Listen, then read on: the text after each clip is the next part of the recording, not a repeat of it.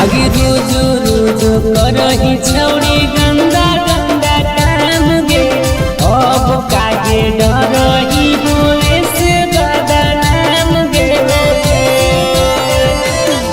अरे होगी नहीं गलतिया छोड़ा करबू नहीं दोबारा रे, छुआ करो देबो जाके कहिबा नहीं तोहरा रे।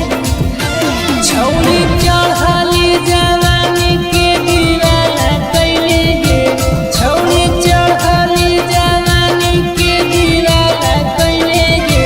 छोड़ा तोरो देबो दे काहे हाला कहिले रे, छोड़ा तोरो देबो दे काहे हाला कहिले रे।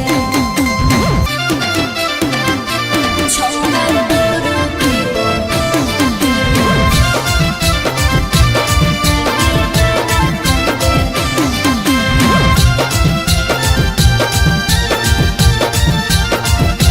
छोड़ा तोरो